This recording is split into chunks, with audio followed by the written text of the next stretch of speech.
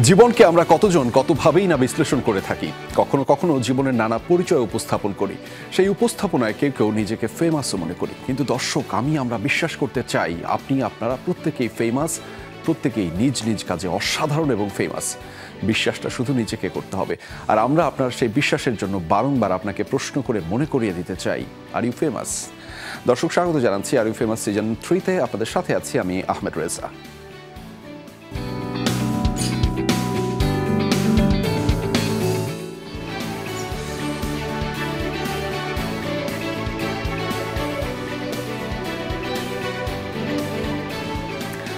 দর্শক, আর ইউ ফেমাসের আয়োজন মানে একটু ভিন্ন পর্ষা থাকে, ভিন্ন উপকরণ থাকে, অনেক গুণী সারথি আমাদের সাথে যুক্ত হন। আজকে কিন্তু তার ব্যর্থ করছে না, এবং আমাদের এই আয়োজনটি টেলিভিশনের পাশাপাশি সামাজিক যোগাযোগ মাধ্যম ফেসবুক এবং ইউটিউবেও কিন্তু একই সাথে দেখা যাচ্ছে। ফলে সেখানে আপনি কিন্তু যুক্ত হতে পারেন। যে কোনো ধরনের মন্তব্য কিংবা আমাদের সাথে যে অতিথিরা যুক্ত হবেন তাদের কাছ থেকে যে কোনো ধরনের প্রশ্ন কিংবা মন্তব্য কিন্তু আপনি জানাতে পারেন। আপনার হয়ে আমি সেই মন্তব্য এবং প্রশ্নগুলো আমাদের অতিথিদের কাছে আজকে পৌঁছে দিতে চাই। দর্শক, আজকে আমরা যেই কথাগুলো বলবো সেটি হচ্ছে যে বিভিন্নভাবে আমরা আসলে একটু জলে থাকতে চাই, এবং সেখানে সেই জলবাস করতে করতে আমরা আসলে জলের গল্পটাও শুনতে চাই। সেই জলের গল্প শোনানোর জন্য আমাদের সাথে যুক্ত রয়েছেন কিছু মানুষ, কিছু সারথি, যাদের সাথে আসলে গল্প হবে এবং কি বিষয়ে গল্প হবে সেটি জানাচ্ছি পরে। তবে তার আগে আমাদের সাথে যারা যুক্ত হয়েছে তাদের সাথে আপনাদের পরিচয় করিয়ে দিতে চাই। পরিচয়টা আসলে বিশেষভাবে করানোর কিছুই নেই, কারণ আজকে আমাদের সাথে এত গুণী মানুষ যুক্ত রয়েছেন যারা নিজেরাই এক একজন দারুণ ভাবের এবং দারুণ মানের এবং বিশাল মানের ব্যক্তি, এবং তাদের কার্যক্রম প্রতিনিয়ত বাংলাদেশকে মূলত গ্লোরিফাই করছে। আমাদের সাথে যুক্ত রয়েছেন রাফিয়াত রশিদ মিথিলা। আমি খুব বড় করে মিথিলা আপনার নামটা বললাম, এবং সাথে এখানে অভিনেত্রী লেখা আছে, কিন্তু আমি জানি আপনি নায়িকা, গায়িকা, গুণী অভিনেত্রী, একই সাথে উন্নয়ন কর্মী। স্বাগত আমাদের আর ইউ ফেমাসের আয়োজনে। অনেক ধন্যবাদ। ভালো আছেন নিশ্চয়ই? হ্যাঁ, খুব ভালো। আমরাও আপনাকে পেয়ে ভালো আছি। আমাদের সাথে দর্শক রয়েছেন দি জেন্টলম্যান, এবং যাকে তার কাজ দেখে আমি এত বিমোহিত হই, তার পরিশ্রম, তার চেষ্টা, সেটি আমাকে আসলে বেশি বিমোহিত করে, এবং দিন শেষে সেই যে আউটপুটটুকু সেটি আসলে তাকে আলাদা স্থান দিয়েছে। আমাদের সাথে যুক্ত রয়েছেন FS নাইম, দি জেন্টলম্যান এবং গুণী অভিনেতা। স্বাগত আপনাকে আর ইউ ফেমাসের আয়োজনে। Thank you very much. দর্শক, আমি এখন যে মানুষটির সাথে আপনাদের পরিচয় করিয়ে দিব, দীর্ঘদিন ধরে বাংলাদেশকে যিনি সার্ভিস দিয়ে যাচ্ছেন, অর্থাৎ আমাদের এই লাল সবুজের বাংলাদেশটাকে প্রতিনিয়ত যারা এগিয়ে নিয়ে যাচ্ছেন, তাদের মধ্যে অন্যতম একজন অরুণ চৌধুরী, নির্মাতা। স্বাগত আপনাকে আর ইউ ফেমাসের আয়োজনে। ধন্যবাদ। আমাদের সাথে এখানেই কিন্তু শেষ নয় দর্শক, আমাদের সাথে দারুণ মানুষ রয়েছেন। তবে দুটা কথা বলবো আমি, একটা কথা না, দুটা কথা বলতে চাই সেই প্রেক্ষাপটে। একটা হচ্ছে আমাদের সাথে যিনি যুক্ত রয়েছেন, তার কাজ, তার অভিনয়, তার পরিশ্রম আমার দুর্দান্ত ভালো লাগে, এবং আমি তার বড় একজন ফ্যান, মুস্তাফিজুর নূর ইমরান। স্বাগত আপনাকে আরও একবার আমাদের আর ইউ ফেমাসের আয়োজনে। আমি ইমরান, আপনাকে দিয়েই শুরুটা করতে চাই, যেহেতু আপনি এর আগেও এসেছেন, সেই কারণে হচ্ছে প্রশ্নটা আরও একবার আপনাকে করতে চাই। Are you famous?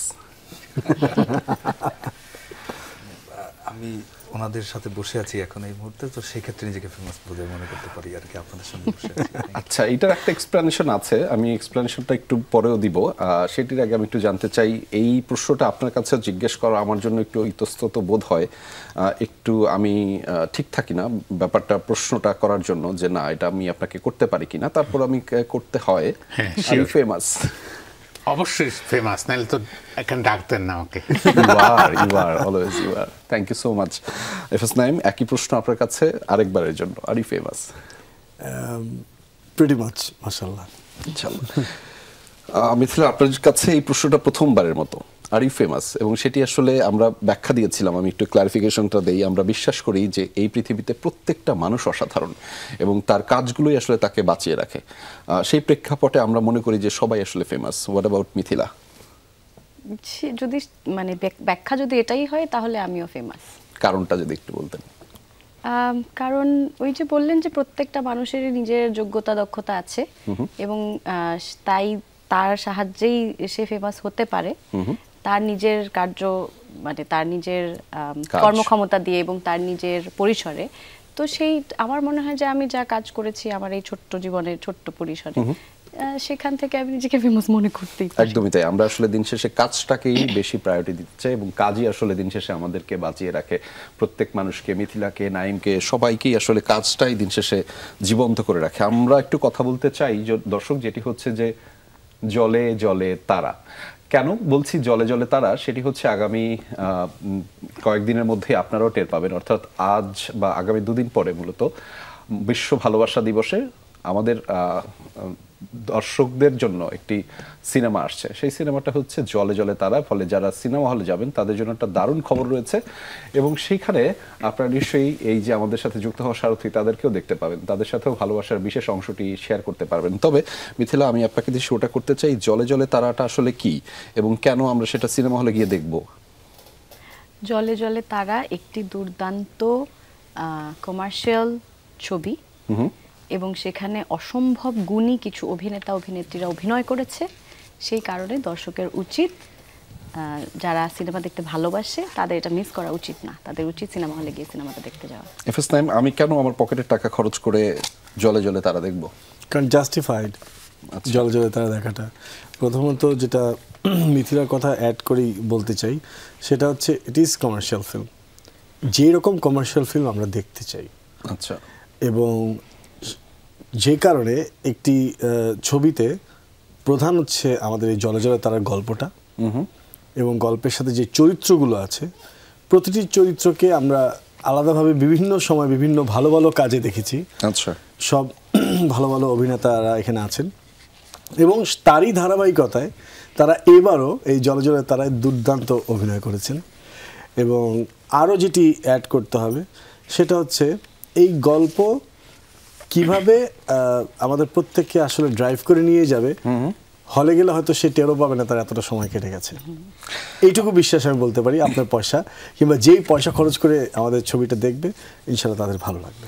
আপনারা বারবার বলছেন কমার্শিয়াল সিনেমা, কিন্তু আমি আসলে তো সিনেমাটা আমার দেখার সৌভাগ্য হয়নি এখনো, কিন্তু আমি যতটুকু পড়াশোনা করেছি এখানে অনেকেই অনেকভাবে বলেছে এটি দারুণ রোমান্টিক একটা সিনেমা। অরুণ চৌধুরী, আপনি নির্মাণ করেছেন, আপনার কাছ থেকে শুনবো, আমি আপনার কাছ থেকে অনেক বেশি শুনতে চাই। তার আগে মোস্তফা নূর ইমরান, আপনার কাছে জানতে চাই, আপনারা সবাই দুর্দান্ত অভিনয় করেন, যেটি মিথিলা বলছিলেন, এখানে অনেক গুণী মানুষ যুক্ত রয়েছেন। শুধু এজন্যই কি যাব সিনেমা হলে? শুধু এটার জন্য না, আসলে আপনি সিনেমা সিনেমাটা দেখবেন তো, সিনেমাটা যেমন হওয়া উচিত আসলে সেইটা আপনি দেখার জন্য আসলে সিনেমা হলে যাবেন। আচ্ছা। সিনেমা হলে গিয়েই আসলে ওই সিনেমার এক্সপেরিয়েন্সটা, cinema is particular an experience, তো ওই এক্সপেরিয়েন্সটা করার জন্য আমার মনে হয় যে একটা অদ্ভুত সুন্দর গল্প, দারুণ লোকেশন, দারুণ সিনেমাটোগ্রাফি, সব কিছুর কম্বিনেশন তো আসলে সিনেমা, এটা একটা কম্বাইন আর্ট। তো সেক্ষেত্রে অবশ্যই এটা সিনেমা হলে দেখার মতো একটা এক্সপিরিয়েন্স হবে।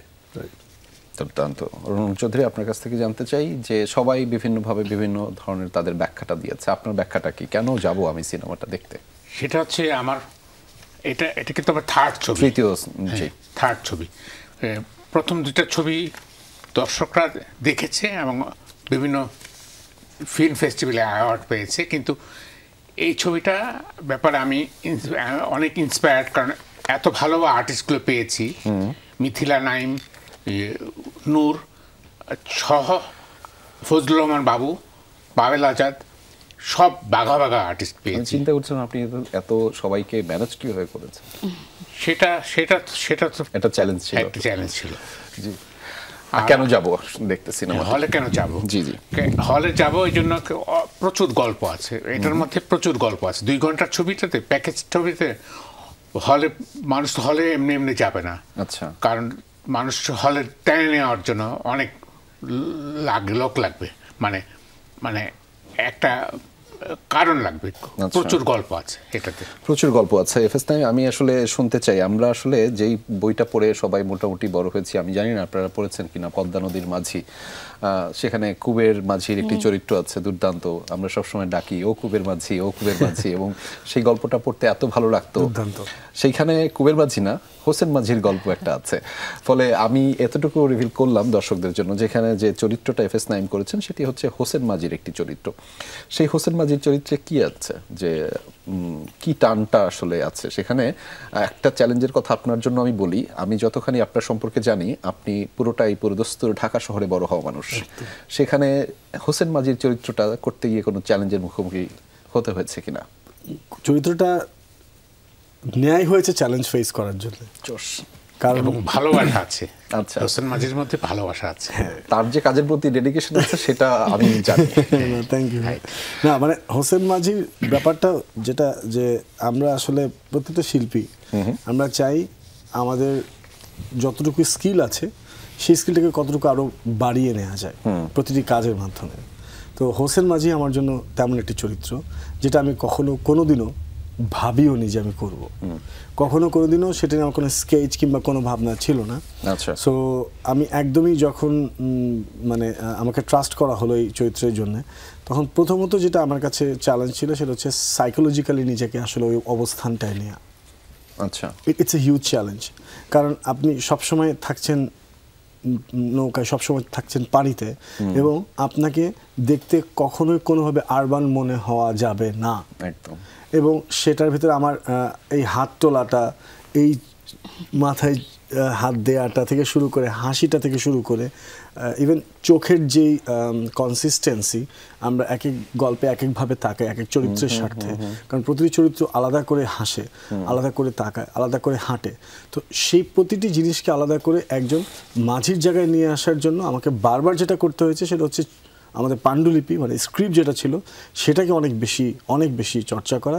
সেই সাথে বেশ কিছু গুণী অভিনেতাদের সাথে আমি আসলে আলাপ করেছি যে আসলে কি হতে পারে। তারপরে যেটা হয়েছে যে সেটে অনেক বেশি সময় কাটানো, প্রচুর রোদে পড়তে হয়েছে। মানে রোদে পুরাটা তাও আলহামদুলিল্লাহ এটা আমরা সবাই কম বেশি করি, কিন্তু আমি মনে করি যে আমাকে সেটে থেকে আসলে আমি ওই মাটির মানুষটা হওয়ার চেষ্টা করেছি, যেটা হোসেন মাঝির ফিলোসফি। আসলে সে যারা দেখবেন তারা বুঝবেন যে he is very much honest about himself. So তার জায়গা থেকে সে অনেক বেশি অনেস্টির জায়গায় থাকে, এবং গল্পে তাকে আমরা ইমোশনে অনেক সময় ড্রাইভ করে আমাদেরকে নিয়ে যায়, কিন্তু বাস্তব কারণটা আমরা আবার আমাদের লাগাম টেনে ধরতে হয় জীবনে। সেই জায়গাগুলো থেকে আমাকে আসলে মনস্তাত্ত্বিক প্রিপারেশনটা বেশি। আমি যদি ভুল না করি, এটি তো আপনার প্রধান চরিত্র, আসলে প্রধান চরিত্র বলে কিছুই নাই, প্রধান চরিত্র বলে কিছু নাই, কখনোই হয় না, সব চরিত্রই গুরুত্বপূর্ণ। মানে তারপরেও বলা চলে যে আমরা টিপিক্যাল ভাবে যেটি জানি নায়ক ওইটা নায়ক না। আলহামদুলিল্লাহ আই এম ব্লেসড জলজল তারা টিমের কাছে, যে তারা সবাই আমাকে স্পেশালি অনুপ্রাণিত করেছে যে ইয়েস আমরা নাইমকে চাই, নাইম আরও অন্যভাবে এগিয়ে যাক। সেটা মুস্তাফিজুর, ইমরান, মিথিলা, পাবেল ভাই, শাহিদ সুজন ভাই, মিঠু আপা, ফজলুর বাবু ভাই, সবাই একটা অন্যরকম মানে আশা, প্রয়াস এবং বিশ্বাস ছিল যে না, আমরা চাই আমাদের এই কলিগটা, আমাদের এই ছেলেটা এগিয়ে যাক।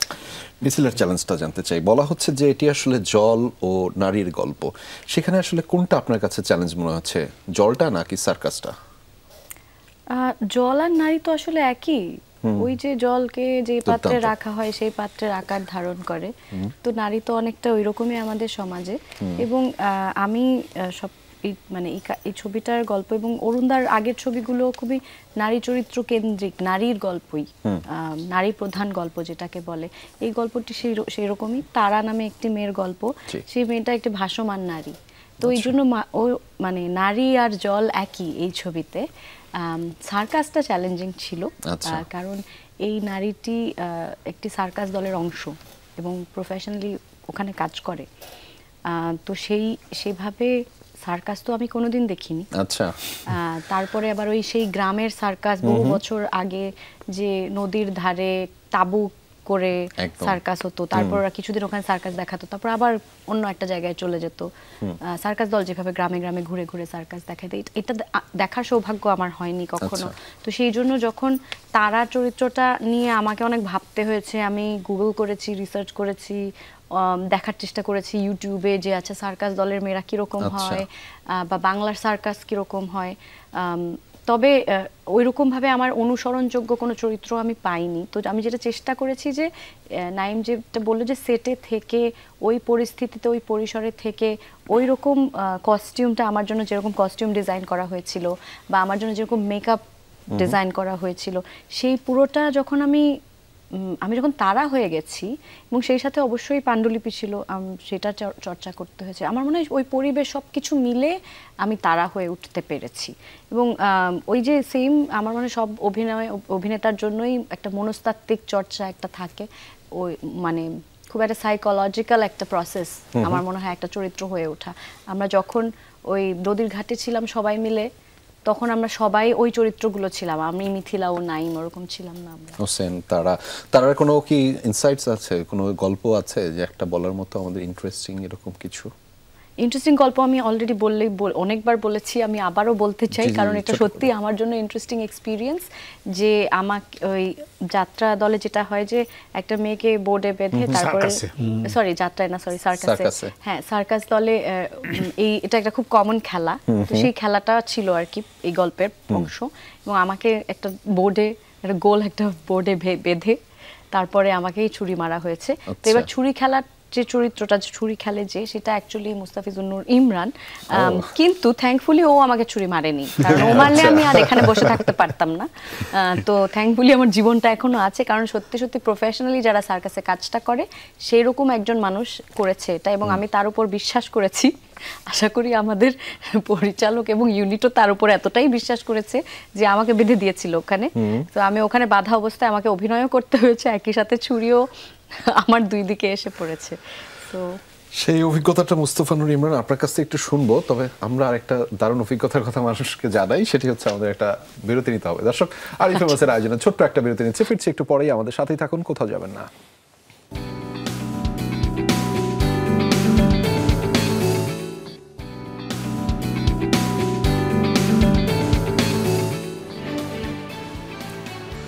দর্শক, স্বাগত আরো একবার। আপনারা দেখছেন আরিফ ফেমাসের আয়োজন, এক ঝাঁক গুণী মানুষ আমাদের সাথে রয়েছে, যাদের সাথে গল্প হচ্ছিল, আড্ডা হচ্ছিল। মুস্তাফা নূর ইমরান, আপনার কাছে ছিলাম, আমরা একটা গল্প শুনছিলাম মিথিলার কাছ থেকে, খুবই চ্যালেঞ্জিং গল্প। কি করেছিলেন? মিথিলাকে মারতে চেয়েছিলেন? কি করতে চেয়েছিলাম সেটা দেখার জন্য সিনেমা হলে যেতে হবে। করতে চেয়েছিলাম সেটা দেখার জন্য এবং বোঝার জন্য, স্পয়লার হয়ে যাবে, ওটার জন্য দেখতে হবে। আর ওই এক্সপিরিয়েন্সটাই, ছুরি মারার এক্সপিরিয়েন্সটা তো আমি খুবই এনজয় করেছি, খুবই এনজয় করেছি। এবং এই পুরো সার্কাস, আমি ছোটবেলায় খুবই পছন্দ করতাম সার্কাস। আচ্ছা, তো সার্কাসের মানে এই পুরো ছবিটা একটা এত পিরিয়ডিক্যাল জায়গা থেকে ডিল করা না, তো এটা খুব মানে আমরা যেভাবে আসলে একটা সময় মাটি, নদী, খাল, বিল দেখে বা মানুষকে যেভাবে আমরা দেখে বড় হয়েছি, আসলে ওইভাবে দেখা, তো সেইটা আমি এনজয় করেছি খুব আসলে। আর ছুরি মারাটা তো অবশ্যই এনজয় করেছি। ঠিক আছে, আমরা ছুরি মারবো ভবিষ্যতে। চৌধুরী, আমরা আরেকটা ছুরি মারার গল্প আপনার কাছ থেকে শুনতে চাই। যে এই সিনেমাটি 2020-21 অর্থ বছরে অনুদান পেয়েছিল, আপনি 2021-এর অক্টোবরে এই সিনেমার শুটিং শুরু করেছিলেন। তারপরে সেটি শেষও হয়ে যায়, কিন্তু ঘটনাক্রমে সেই সময়টা একটা আমরা করোনাকালীন যে পিরিয়ডটা ছিল ওইটার মধ্যে দিয়ে যাই। তারপরেও আসলে অনেক সময় গিয়েছে, ঠিক কেন এত বছর? আমরা এডিটিং এর সময় নিয়েছি, অনেক সময় নিয়েছি। আচ্ছা, আমরা সাউন্ড এডিটিং সবকিছুতে অনেক সময় নিয়েছি, কালারটাও সময় নিয়েছি, যাতে করে মানুষ, দর্শকরা দেখতে ভালো করে দেখে আর কি। আচ্ছা, তো কালারটার ক্ষেত্রে এবং এই যে এডিটিং এর ক্ষেত্রে এখন মিথিলা কিংবা নাইমের যে উপস্থিতি, যে রিদমটা আপনি পেতেন 2021-এ কেমন ভাবে পেয়েছিলেন তাদের? 21-এ তো খুবই ভালো পেয়েছি, নাহলে তো ছবিটা করাই যেত না। আচ্ছা, অনেক ভালো পেয়েছি ওদের, আমার ভাইব্রেশনটা পেয়েছি। তারপরে তো এডিটার, কালার, সব কিছু, সাউন্ড ভালো কাজ করেছে, সেটা তো পোস্ট প্রোডাকশনের। কিন্তু মেইনলি হচ্ছে ওরা ভালো কাজ করেছে, এবং এও সব খুবই ভালো কাজ করেছে। আমি থ্যাংক ইউ আপনাদের ধৈর্যের জন্য। না, thanks. দীর্ঘ সময় ধরে অপেক্ষা করতে হয়েছে কবে সিনেমাটি আসবে। আমি জানি যে একটা কাজ আপনারা যখন করেন অনেক দরদ দিয়ে করেন, তখন কখন আসবে সিনেমাটি সেটি তো প্রত্যেকটাই কাজই আপনাদের সন্তানের মতো, ফলে সেটি নিয়ে আপনাদের অনেক দরদ থাকে। সেই দরদের জায়গা থেকে আমি একটা লাইন আপনাকে ধরে কোট করছি। নাইম বলেছেন, প্রত্যাশার চেয়ে আমার কাছে পরিশ্রমটা জরুরি। যে পরিশ্রমে আপনি আসলে একটি গল্পও বলেছেন যে ওই গ্রামের কোনো একজন মানুষ সে আপনাকে চিনিয়েই নাই, যে আপনি ক্যারেক্টারের মধ্যে এমন ভাবে ঢুকে গিয়েছেন। আপনি কি আমাদের দর্শকদের জন্য গল্পটি আরেকবার বলবেন কি? খুব ইন্টারেস্টিং ছিল। দাদারা তখন শ্যুট করছে, খুব সম্ভবত নুরের ওদিন অফ ডে কিংবা ইয়েতে আমি যাচ্ছি, আমরা ট্রলারে করে আসলে আমাদের জোনে যেতাম প্রতিদিন। আচ্ছা। তো ওই দিন কীভাবে আমি ট্রলারে উঠলাম, তো কি হয় এই পার থেকে ও পারে নামিয়ে দেয়, তো এই পার থেকে উঠছি, তো বেশ কিছু লোকজন সাথে উঠেছেন, তারা আছেন, একজন একজনের বলছে, আমি পাশে বসা, যে ওই পারে তো শুটিং হচ্ছে। বলে হ্যাঁ শুটিং হচ্ছে তো। বলে ওই যে নাইম অভিনয় করে যে মিথিলা, এদের নায়ক নায়িকা আসছে তো। বলে হ্যাঁ, ভালো ভালো বলতে ভালো ভালো ভালো অভিনয় করে, অনেক কাজ দেখছি এদের। মানে আমি তার কাছে কিনে ভাই, মানে বলতেছি নাইম মিথিলা এদের কাজ দেখছে ভালো বলে, তা আমি তো পাশে বসা। তো বলে যে আপনি যাবেন নাকি ওইদিকে শুটিং দেখতে? বলে না আমি আবার এদিকে যাবো, তো আপনি তো বাজারে যাবেন, বাজারে পরে আসলে দেখা হবে না। আচ্ছা। তো তখন আমার কাছে খানিকটা সময়ের জন্য মনে হলো হয়তো আমার চরিত্রায়নটা যেভাবে করার চেষ্টা করা হয়েছে হয়তো আমরা কাছাকাছি পৌঁছতে পেরেছি, আদারওয়াইজ উনি তো আমাকে আসলে আপনাকে হোসেনই ভাবছে, আমাকে হয়তো কোন এক হোসেনের মতো ভেবেছেন উনি আসলে। হ্যাঁ একদমই তাই। মিথিলা, আপনার কাছে যে প্রশ্নটি আমি ফিরতে চাই, খুবই ইন্টারেস্টিং একটা প্রশ্ন। আমি আপনাকে কয়েকটা হেডলাইন শোনাই। আমি যখন আপনাদেরকে নিয়ে একটু পড়াশোনার চেষ্টা করেছিলাম তখন কয়েকটা হেডলাইন আমার খুবই চোখে লেগেছে, এই কারণে আমি আপনাকে শোনাচ্ছি। একটা হেডলাইন হচ্ছে সুখবর দিলেন মিথিলা, আরেকটা হেডলাইন হচ্ছে আসছে মিথিলার তোকেই ভালোবাসি। আরো দুইটা হেডলাইন আছে, আমি ইচ্ছা করে এই হেডলাইন দুইটা বললাম না, তবে নাইমের সাথে এটি আপনার প্রথম কাজ। দুইটা বিষয় আপনার কাছ থেকে জানতে চাই, সেই মিথস্ক্রিয়াটা কেমন ছিল এবং সেখানে আমরা দর্শক হিসেবে কি এক্সপেক্ট করতে পারি, যে হয় না যে একটা জুটি প্রথা বলে আমরা, সেইটা কন্টিনিউটি রাখার কোনো সুযোগ আছে কিনা। আর দ্বিতীয় হচ্ছে যে এই যে সুন্দর সুন্দর যে হেডলাইনগুলো, এগুলোকে আপনি কেমনভাবে, আমি জানি যে আপনি এখন অভ্যস্ত হয়ে গেছেন, এগুলো ফেস করা কোনো ঘটনাই না, যা ইচ্ছা তাই লেখুক, তারপর আমি একটু শুনতে চাই কিভাবে সামাল দেন মানসিক অবস্থাটা। আচ্ছা, প্রথমত যে আমি জানি না সবাই জানে কিনা যে আমার একটা ফুল টাইম চাকরি আছে। জি, অভিনয়টা আমি ফুল টাইম করি না, অভিনয়টা তার পাশাপাশি করি, খুব ভালোবাসার জায়গা থেকে করি। আমার একটা সন্তান আছে, আমার একটা ফ্যামিলি আছে, আমি লেখাপড়াও করছি। তারপরে আর হেডলাইন দেখার সময় যদি মানুষের থাকে তাহলে আমি অবাক হব, আমার তো থাকে না। প্রথমত হেডলাইন আমার চোখেই পড়ে না, কারণ এত বেশি আমি সোশ্যাল মিডিয়াতে থাকি না। আর দ্বিতীয়ত হ্যাঁ, মানে যেটা চোখেই পড়ছে না ওটা নিয়ে আমার মানে ভাবারও সময় নেই আসলে, আমি এত ব্যস্ত থাকি। আর নাইমের সাথে জুটির বিষয়টা, সেটা হচ্ছে যে আমার মনে হয় দর্শক যদি সিনেমা হলে ছবিটা দেখে তাহলে বুঝতে পারবে যে আমি আর নাইম কি ভবিষ্যতে জুটি হতে পারি কি না পারি। কিন্তু আমার যেটা দেখে মনে হয়েছে যে নাইম আর আমি, আমাদের একটা চেহারাও মিল আছে, আমাদের একটু জুটি জুটি লাগে আমাদের। আমার ধারণা এই কারণেই অরুণদা আমাদেরকে কাস্ট করেছে, যে হয়তো আমাদের একটু জুটি জুটি লাগে। আচ্ছা, আপনারা কি পোস্ট প্রোডাকশনের পরে কাজটা দেখেছেন কিনা?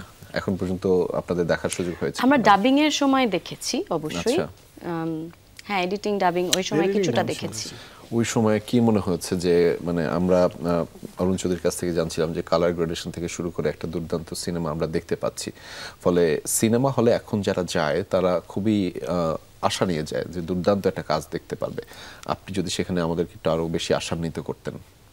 অবশ্যই দুর্দান্ত একটি কাজ দেখবে, এবং সিনেমা হলে মানুষ যায় এন্টারটেইন হতে, সেখানে একটা দুর্দান্ত গল্প, প্রথমত গল্পের ভিতটা খুব শক্ত, এত ভালো একটা গল্প, এত সুন্দর একটা গান, এত সুন্দর চমৎকার লোকেশন, সেখানে গানটাই দেখে মানুষ হয়তো বুঝতে পেরেছে কিছুটা তো আঁচ পেয়েছে যে কিরকম লোকেশনে আমরা কাজ করেছি।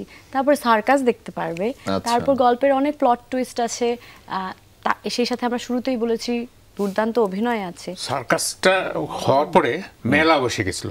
আচ্ছা। মেলাতে আমাদের লোক ডাকতে হয়নি, মেলা অটোমেটিক বসে গেছে। আচ্ছা, সেই চরিত্রে কি মোস্তফা নূর ইমরান কি ভিলেন? এটা তো একটু বলেন আমার শুনতে ইচ্ছে করছে। এই পুরো বিষয়টাকে এক্সপ্লোর করতে হলে আসলে সিনেমা হলে যেতে হবে।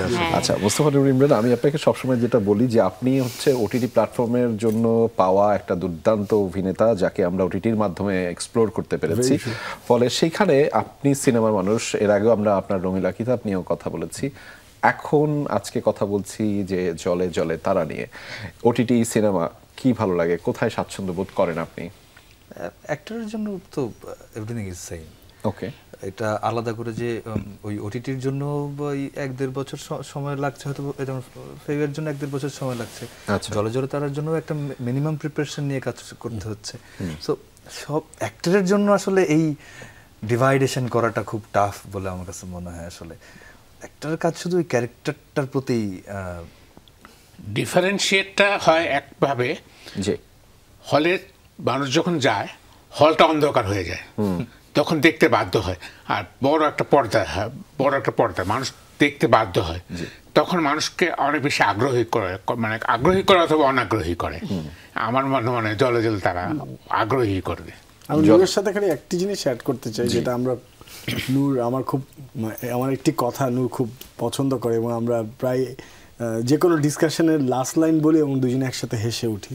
সেটা হচ্ছে, যেটা আমি সবসময় বলি, যে every actor wants to surprise hymns or herself. So আমরা যেই চরিত্রটাই করি না কেন, আসলে সবার আগে আসলে আমরা আমাদেরকে সারপ্রাইজ করতে চাই। কীরকম ঠিক হয়ে গেল, ওকে, মানে তার মানে ক্লোজ টু দ্যাট, মানে হয়ে গেল আর কি। সো ওই সারপ্রাইজ করতে পারাটাই আসলে আমার মনে হয় সবচেয়ে মিষ্টি একটা স্বাদ। আমি আপনার জন্য একটা ছোট পরামর্শ বলাটা ঠিক না, ব্যাপারটা কি বলবো, কি বলে সম্বোধন করব, যে আপনি আসলে ক্লাসটাও নেন অভিনয়ের ক্ষেত্রে, যে এই পালসগুলো বোঝাটাও একটা ব্যাপার। মনে হচ্ছে যে আমিও শিখছি। Thank you so much. But আমার একটা রিকোয়েস্ট আপনাদেরকে দুজনকে রাখতে হবে, কোনো একটা ডায়লগ যদি আমাদেরকে একটু শোনাতে পারেন ওই খান সিনেমা থেকে, মিথিলা এবং নাইম ভাই। খুব কঠিন, কারণ হচ্ছে ডায়ালগসগুলো এত মিষ্টি। ইভেন আমাদের ট্রেলারেও কয়েকটা লাইনস আছে। তাহলে আপনি একবার তাকে কুবের মাঝি বলেই ডাকেন, যে মাঝি নিবা মাঝি লগে আমারে নিবা মাঝি। না না, এইটাও না ঠিক। মানে খুব সুন্দর একটা লাইন ছিল যে আকাশে 4 টাকা, যাই হোক, মানে একটা খুব সুন্দর লাইন ছিল, যে এটা বলতে চাই না আমি, এটা হলে গিয়ে দেখুক, কারণ ওটা পুরো না, মানে এভরি সিঙ্গেল লাইনস, যেমন নূরের কিছু ডায়লগ আছে, পাভেল ভাইয়ের কিছু ডায়লগ আছে, মিঠু আপার কিছু ডায়লগ আছে, বাবু ভাইয়ের কিছু ডায়লগ আছে, সুজন ভাইয়ের কিছু ডায়লগ আছে, ইকবাল ভাইয়ের কিছু ডায়লগ আছে। It's so dominated by the environment. ধরুন আমি এখন যত এখানে আমার ভয়েসের রিভার্ভটা একটু বাড়িয়ে যদি দেওয়াও হয়, আমার ভয়েসে হয়তো একটা ডিফারেন্ট মডুলেশন ক্রিয়েট হবে, কিন্তু ওই এনভায়রনমেন্টের টেক্সচারটা ক্রিয়েট হবে না, যেটা হলে হবে। কারণ ওই এনভায়রনমেন্টের সাথে ওয়ার্ডগুলো অনেক মিশে গেছে। সবটাই নির্ভর করে আসলে স্ক্রিপ্টের উপরে। ও যে মিথিলা বললো যে স্ক্রিপ্টটা ভালো অভিনেতারা অভিনয় করে, কিন্তু স্ক্রিপ্টটা ভালো হইতে হয়। ইফরাত আরিফিন মাহমুদ যে আমাদের স্ক্রিপ্টটা লিখেছে, সে জাহাঙ্গীরনগর ইউনিভার্সিটি থেকে বেরিয়েছে, সে অসাধারণ স্ক্রিপ্ট লিখেছে। সুন্দর, আসলে সুন্দর, অসাধারণ স্ক্রিপ্ট, আসলে সুন্দর। Thank you. আমাদের স্ক্রিপ্টে এখন একটা বিরতি নিতে হচ্ছে। আচ্ছা আচ্ছা, দর্শক, আরিফ ফেমাসের আয়োজনে ছোট্ট একটা বিরতি নিচ্ছে, ফিরছি একটু পরেই। কোথাও যাবেন না, আমাদের সাথেই থাকুন।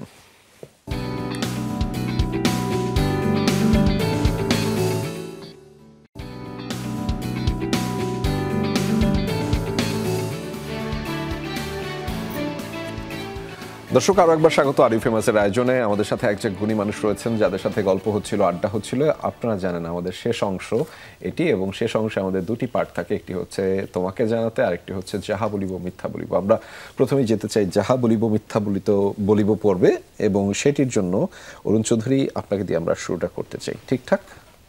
যাহা বলিব মিথ্যা বলিব। হ্যাঁ, এটার নিয়মটা হচ্ছে যে আমি আপনাকে একটি বাক্য, একটি শব্দ বলবো, আপনি সেই বাক্য এবং শব্দটা ধরে একটি মিথ্যা কথা বলবেন। ঠিক আছে?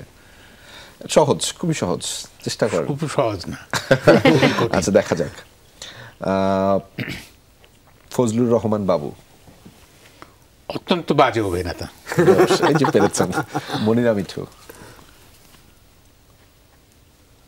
মনিরা মিঠু আমার ছবিতে অনেক ভালো করে নাই। জলে জলে তারা। জলে জলে তারা জ্বলে উঠবে। আচ্ছা, আজাদ আবুল কালাম। আজাদ আবুল কালাম যে এত স্টেজে অভিনয় করে, কিন্তু এই ছবিটা দেখে তা মনে হবে না। আচ্ছা, ইফফাত আরেফিন তন্নি। ইফফাত আরেফিন তন্নিকে সম্পর্কে আমার ধারণা ছিল যে ভালো স্ক্রিপ্ট লেখে, কিন্তু এই স্ক্রিপ্টটা পড়ে আমার ভালো লাগে নাই। আচ্ছা, আমি আপনাকে হোসেন মাঝির কথা জিজ্ঞেস করলাম না, আমি জিজ্ঞেস করতে চাই কুবের মাঝির কথা। কুবের মাঝি একটা অসাধারণ ক্যারেক্টার ছিল, কিন্তু হোসেন মাঝি সেইটা ছাড়াই যেতে পারেনি। ওকে, চোস। মিথিলা, আপনার কাছে আমরা ফিরতে চাই। অনেকগুলো বিষয় আসলে জানতে চাওয়া হয় এবং এটির নিয়ম হচ্ছে যে আমরা আপনাকে যে কোনো একটি শব্দ বা বাক্য বলবো, আপনি সেটি ধরে মিথ্যা কথা বলবেন। এবং দর্শক, এই পুরো অংশটাই কিন্তু মিথ্যা, অর্থাৎ যাহা বলিব মিথ্যা বলিব। আমরা আপনার জন্য অনেকগুলো প্রশ্ন রেডি রেখেছি। বাপরে, ঠিক আছে, আমরা যেটি শুরুটা করতে চাই। মিথ্যা বলা কঠিন। অমানুষ। মিথ্যা বলা কঠিন। অমানুষ একটি গান। আচ্ছা, সাহসিকা। সাহসিকা একটি পুরুষ কেন্দ্রিক ছবি। আচ্ছা, মায়া। মায়া কিভাবে বলে মিথ্যা? মায়া বাংলাদেশের ছবি। আচ্ছা, রিভার ইন হেভেন। সিনেমাটা মুক্তি পেয়েছে। কাজল রেখা। কাজল রেখাতে আমি অভিনয় করিনি। না, আমি খুব অত্যন্ত একটি অমায়িক নারীর চরিত্রে অভিনয় করেছি। Myself Allen Swapan. Myself Allen স্বপনে মাইসেলফ অ্যালেন স্বপনে অ্যালেন স্বপন খুব ভালো মানুষ একজন। আচ্ছা, বাজি। বাজি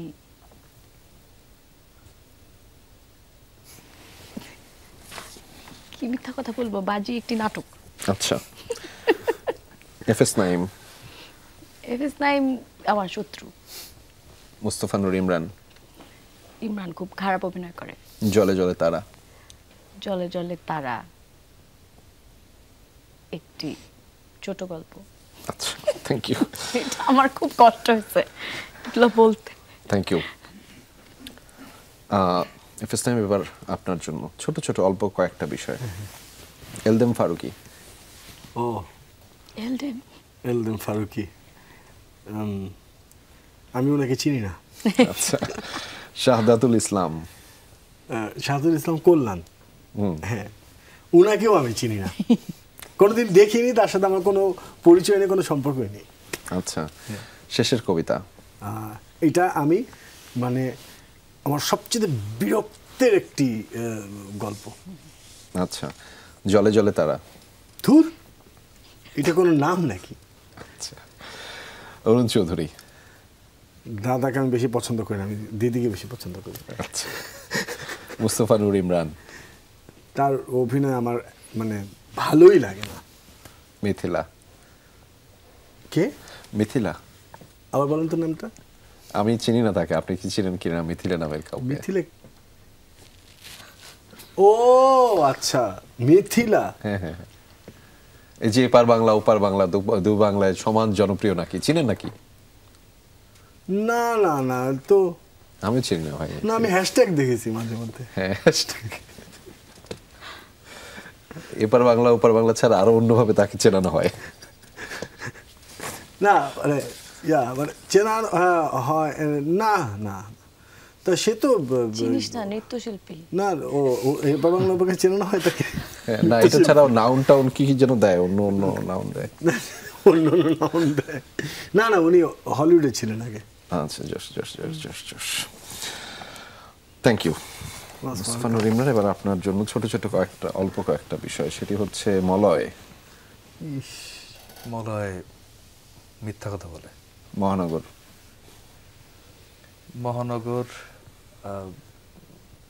নাটক ভালো। কাইজার কাইজার খুবই সাহসী ডিটেকটিভ। রঙিলা কিতাব একটা ফ্যামিলি ড্রামা। আচ্ছা, কালী হিজরা এটা তো কালী হিজরা ওই ছবির নায়িকা। আচ্ছা, অল্প অল্প প্রেমের গল্প।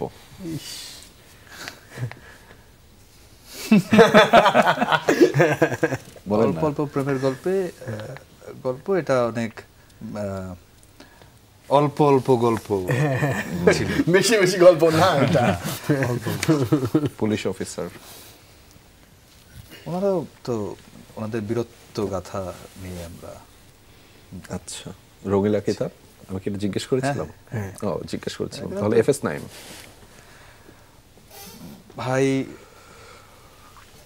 খুবই জটিল মানুষ। মিথিলা আবার জিজ্ঞেস করেন কে? ওনাকে ইয়েতে আমি আসলে বেশিরভাগ সময় সোশ্যাল মিডিয়াতে দেখি। রাইট, কোনো না কোনোভাবে তাকে দেখি। অরুণ চৌধুরী মানে এত গরম মেজাজের মানুষের সঙ্গে আমি খুব কম কাজ করছি। জলে জলে তারা একটি ভালো উপন্যাস। ওকে, ভালো উপন্যাস তো বটেই, এবং আমরা আসলে আরেকটি পর্ব থাকে দর্শক তোমাকে জানাতে, সেটি একটু ঝটপট জেনে নিতে চাই। মোস্তফা নূর ইমরান কাকে লিখেছেন, কি লিখেছেন, অর্থাৎ আমাদের এই আয়োজনে এই পর্বে আমাদের আগত অতিথিরা চিঠি লেখেন 3 লাইন 4 লাইন, যে লাইনে হোক সেটি পৃথিবীর যে কোনো ব্যক্তি কিংবা বস্তুকে। কাকে লিখেছেন, কি লিখেছেন মোস্তফা নূর ইমরান, শুনতে চাই আপনার কাছ থেকে। আমি লিখেছি হচ্ছে প্রিয় জীবন। জি জি। অতীতের সকল শিক্ষার জন্য কৃতজ্ঞ, বর্তমানে যা শিখছি তার জন্য কৃতজ্ঞ, ভবিষ্যতে যেন আরো এরকম সুন্দর শিক্ষার মধ্যে দিয়ে যায় সেই প্রত্যাশা করছি, আশা করছি। আশা ভালো ব্যাপার, ভালো কখনো মরে না। দর্শন কেন্দ্রিক কোনো চরিত্র করছেন, ইনফ্লুয়েন্সার তো আসছে। অরুণ চৌধুরী আপনার কাছ থেকে শুনতে চাই, কি লিখেছেন, কাকে লিখেছেন? লিখেছি দর্শকদের উদ্দেশ্যে। জি জি। বাংলা ছবির দুঃসময় বরাবর ছিল, এখনো আছে। আমাদের ছবিটি দেখার আমন্ত্রণ রইল, আশা করি দর্শকদের ভালো লাগবে। জি, ধন্যবাদ। আমাদের শুভাশিস। আমি আসলে আমার একটি গানের বেশ কয়েকটা লাইন লিখেছি। মায়া নামে আমার একটি গান আছে। মায়া গানটি হচ্ছে এরকম যে, হয়ে গেল দেখা আবার এখানে, কত স্মৃতি জমা এখানের দেয়ালে, তবু যেন কি যে হয় যখন সামনে তুমি, মনে পড়ে সেই সময় যা ফেলে গেছো আমায় একা করে, একই মায়ায় আছি আমি। FS9। বরং আপনারা গান শুনতে শুনতে আমরা আমাদের আজকের আয়োজন শেষ করব। গানও লিখিস নাকি? আমরা আপনার গান শুনতে শুনতে কিন্তু এটাই তো বলতে পারতাম। কি লিখেছেন, কাকে লিখেছেন? আমি দর্শকদের লিখেছি, কারণ আমার মনে হচ্ছে এই সময়ের জন্য এই চিঠিটা খুবই গুরুত্বপূর্ণ। তারিখ 12/2/2025। প্রিয় দর্শক, আশা করি সবাই ভালো আছেন। সবাইকে অনুরোধ করছি, আমাদের সিনেমা জলে জলে তারা 14 ফেব্রুয়ারি বিশ্ব ভালোবাসা দিবসে আপনার কাছের সিনেমা হলে গিয়ে দেখার। সবাই সুস্থ থাকবেন, ভালো থাকবেন, সিনেমা দেখুন, আনন্দে কাটান। ইতি আপনাদের মিথিলা। বাহ, ধন্যবাদ। একদম ইতি আপনাদের মিথিলা, দুর্দান্ত। পত্রে আমার সালাম গ্রহণ করিবেন, আর কি কি যেন ছিল, তারিখ সবকিছু লিখে। ধন্যবাদ আমাদেরকে সময় দেওয়ার জন্য। আমরা একদম শেষ অংশে, তবে আমরা আপনার গান শুনতে শুনতে আমরা আয়োজনটা শেষ করতে চাই। তার আগে আমি বিরতিটা নিয়ে আসি, বিরতি না, একদম শেষ করে দিয়ে আসি ক্লোজিংটা। দর্শক, দেশটা আমাদের, বাংলাদেশটা, লাল সবুজের এই বাংলাদেশটা পুরোটাই আমাদের।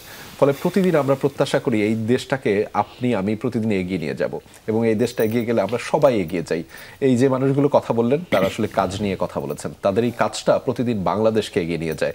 আপনি যদি সেখানে সমর্থন দেন, আপনি যদি হলে গিয়ে সিনেমাটা দেখেন, দিন শেষে সেটি কিন্তু বাংলাদেশের জন্য করলেন। ফলে এই সমীকরণে বাংলাদেশের প্রাপ্তিতে আরও যুক্ত করুন। আপনার ইচ্ছায়, আপনার সাহসে বাংলাদেশ এগিয়ে যাবে, এবং বাংলাদেশ এগিয়ে গেলে আমরা ভালো থাকি। আমরা ভালো থাকলে সবাই ভালো থাকে। ভালো থাকবেন, দেখা হবে পরবর্তী আয়োজনে। রেজাবার জন্য একটা হাত তালি দিচ্ছি। রেজা ভাই চমৎকার seriously। সুন্দর কথা বলেন রেজা ভাই। Thanks আমরা to you আপনার for গান this দিয়ে moment. শেষ করব। আচ্ছা এই গানটি গাইতে গাইতে চলে যাই। জি। সেটা হচ্ছে মায়া বাই FS9, ইউটিউবে আছে, সব জায়গায়, স্পটিফাইতেও আছে। সেটা হচ্ছে হয়ে গেল দেখা আবার এখানে, কত স্মৃতি জমা এখানে দেয়ালে, তবু যেন কি যে হয় যখন সামনে তুমি, মনে পড়ে সেই সময় যা ফেলে গেছো তুমি, কি মায়ায় আছি আমি, কি মায়ায় আছি আমি,